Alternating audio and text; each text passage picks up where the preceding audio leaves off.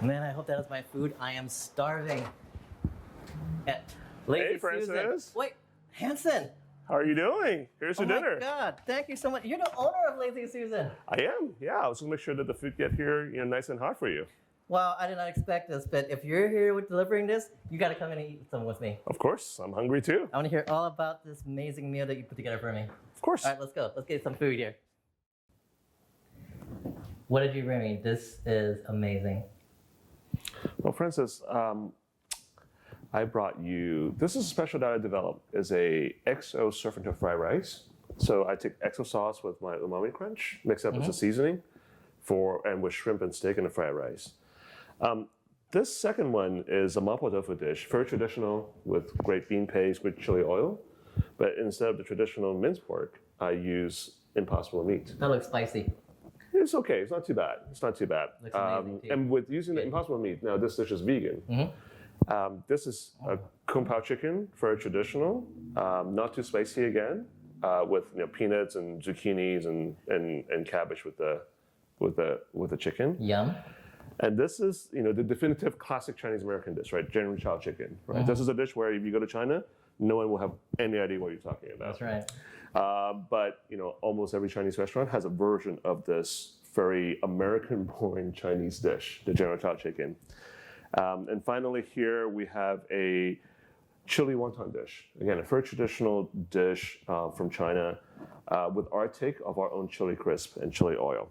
And finally, a San Francisco-born dish, crab rangoon. This was developed at Trader Vic's out on Geary Street in the 1960s. So it was a snack that was developed for the bar. Wow. And it was adopted by the local Chinese restaurant. And an amazing thing is this crab rangoon dish, even though it's from San Francisco, has now spread throughout the country. All right. This is. You should start eating. Yeah.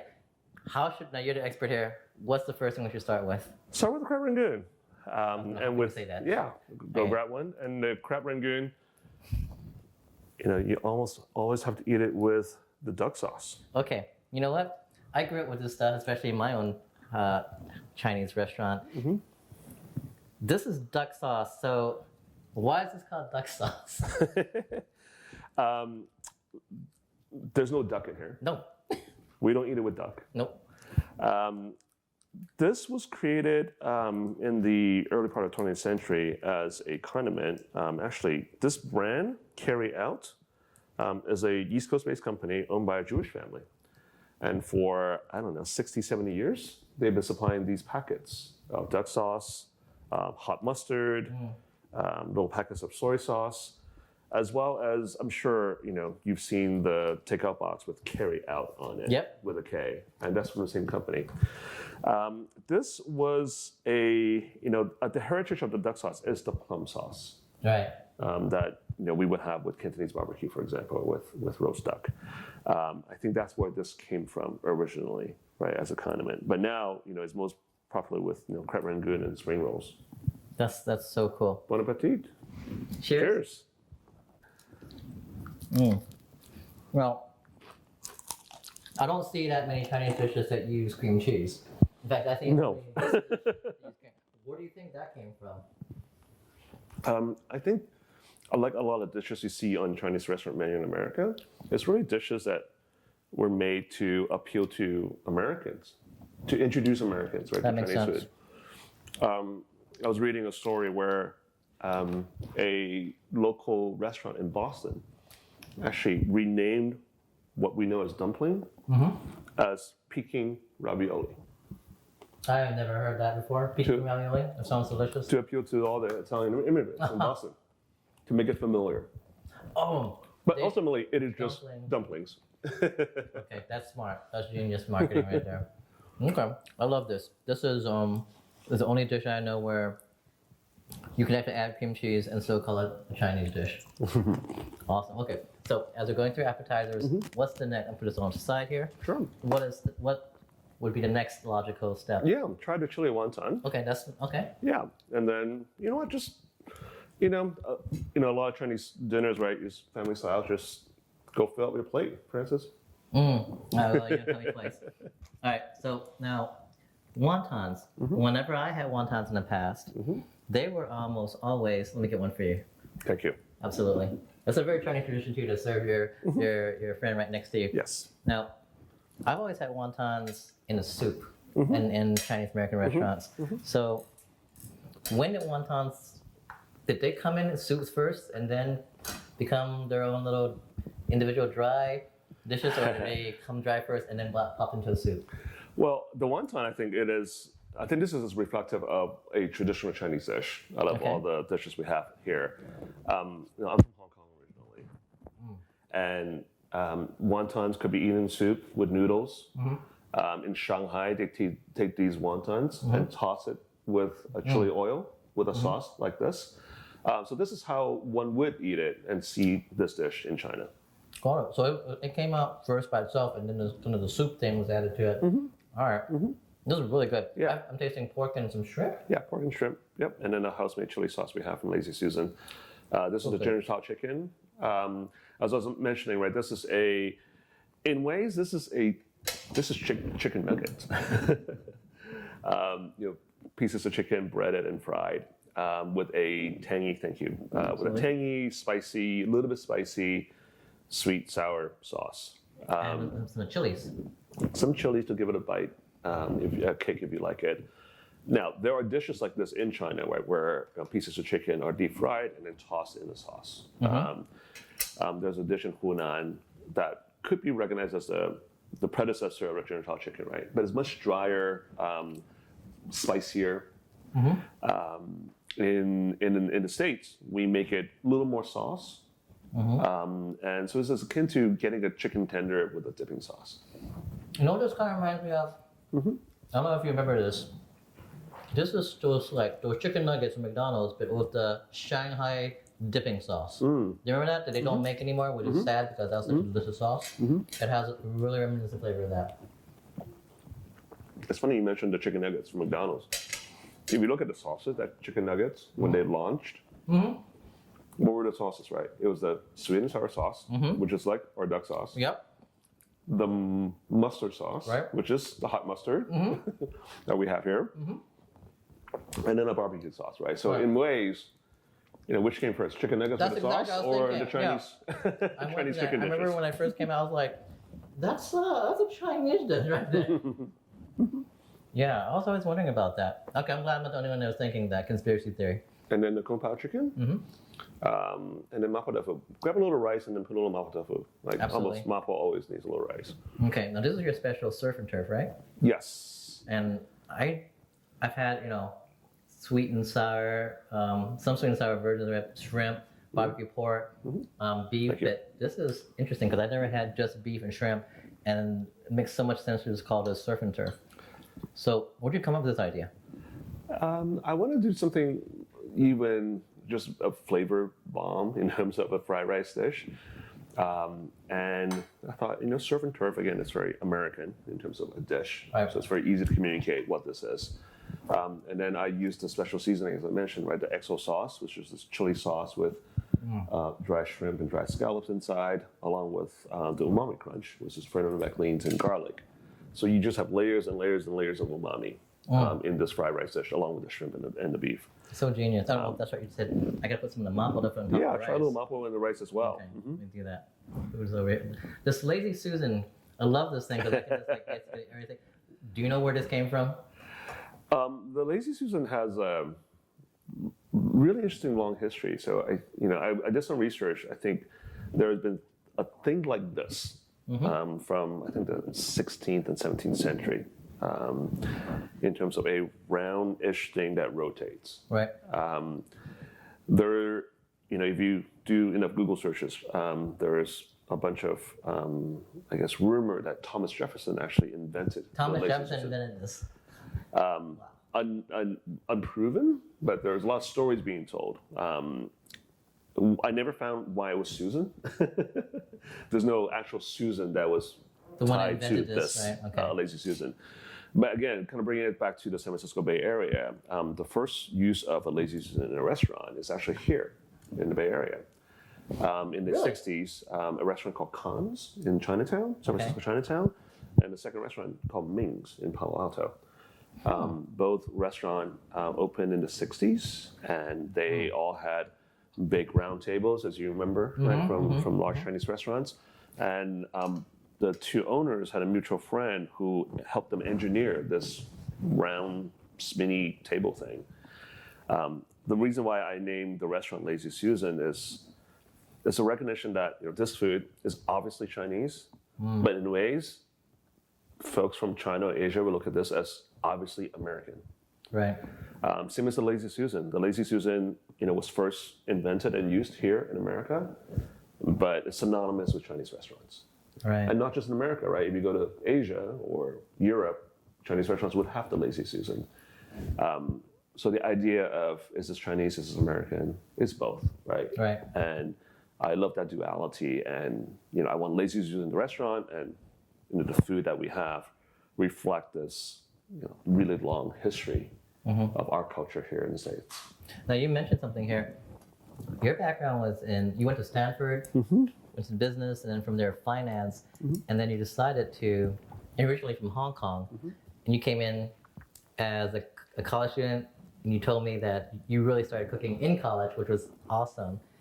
What is it that, as a serial entrepreneur now, because you own dozens of restaurants around the nation, Michelin-star restaurants, all the way to these wonderful, takeout type restaurants.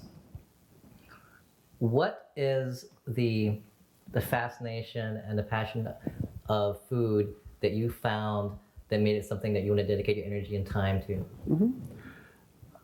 I've always liked eating. Okay, I can relate. And growing up in Asia, a lot of memories that I have growing up were tied to food and the act of sitting around a dinner table. That's where stories were told. That's where families got together, right, around the dinner table. And if you and I go to a restaurant tonight and the food turned out to be bad, we'll still have a good time, right? And so the act of eating with each other, and if I can bring good food and good ambiance and good experience to add to us getting together, that's great. So I looked at opening restaurants, owning restaurants, serving food as just bringing little doses of happiness to a lot of people. I did go to business school at Stanford. I was in finance for 10 years after that, and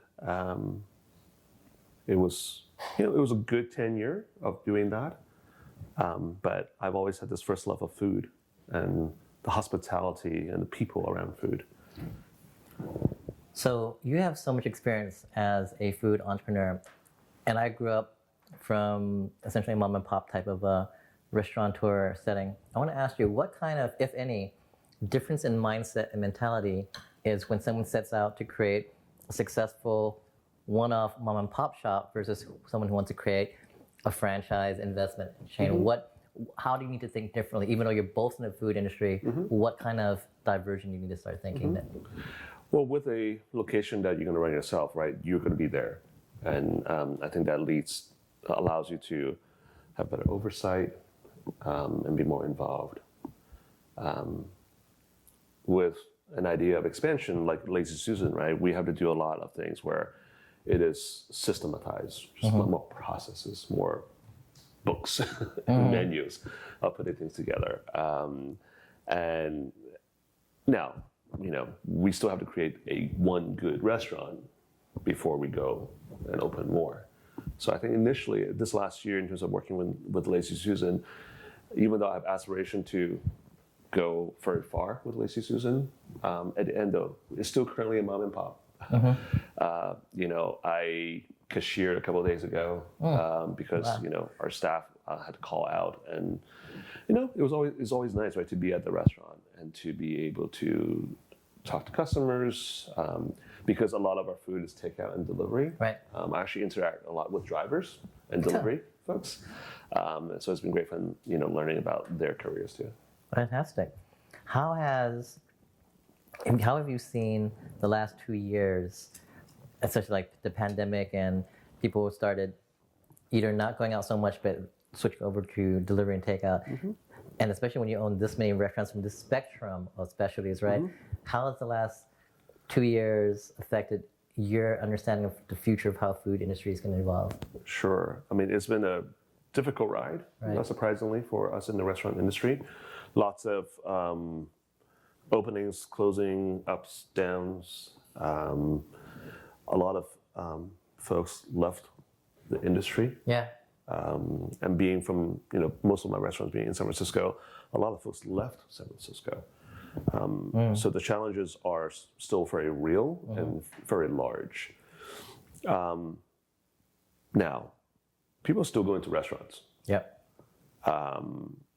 Restaurants are, there was a moment before Omicron really hit us, right, where it was very difficult to get reservations at restaurants. Right. Because unfortunately, many have closed. Oh. And despite, the articles about people leaving San Francisco, still a lot of us here. Yep. And so we still see a very, a vibrant culture of going out to eat. The delivery part has become, more prevalent. I think a lot more folks are getting used to not just Chinese takeout and pizza delivery, right? But you can get almost anything delivered to your doors now in under 40 minutes. And one of the reasons why, I started the Lazy Susan last year, right, is that recognition that, people are ordering takeout for convenience, but they're also expecting the food to be good. Not just for convenience, just because, I just need some food delivered to our house. Now, the nice restaurants will always be here because it's still an experience of going out, right? You're not just eating the food, right? You're enjoying the service, the ambiance, and the surroundings. But you're right, though. I can go on the app right now and get a bunch of burritos delivered to our house, where a couple of years ago that wouldn't be available. Right. Absolutely. Absolutely. And so, one of my final questions to you is, people who are thinking about getting into business of food or drinks, especially with the way economy and the way we expect satisfaction and fulfillment right now, what's your best advice to these budding entrepreneurs who want to go into this hospitality industry, that literally the market is changing right before our eyes? I think just like in a lot of business, right, is I have an understanding of why you're getting into it. Makes sense. Now, more than ever, right, is it used to be that if you want to, if your passion is cooking with great ingredients and serving customers, right, you have to open a nice restaurant, have people come. But now you can actually look at, one of the reasons why I decided to use these black containers versus the traditional takeout boxes is that, you can open the dish up and it looks nice. So I think there's now customers are willing to find and have nicer food at home delivered as well. The second thing that I would, advise anyone looking into the food industry is anything could work and everything could not work. Oh, okay. I love that. I not open a lot of restaurants because I say, you know what, in San Francisco, we need this because there are very few of that. I always look at, who am I working with, the team. Okay. I look at, can I get great locations? Okay. Then I figure out, all right, what type of concept works? Do I have any unfair advantage? Do I have a brand from somewhere else that I'm using? And finally, be realistic about, counting your dollars and cents, making sure that, selling that chili one time will actually make money. Right. Okay. No, I love that. Those are great piece of advice, and I think that's all the time we have. So I'm just gonna continue on this conversation with you and me, enjoying the rest of this meal. But thank you so much for hand delivering my meal to me, and I am so grateful. I'm looking forward to continuing this meal with you. You're welcome. Thank you. Let's have some more food. Yes, absolutely.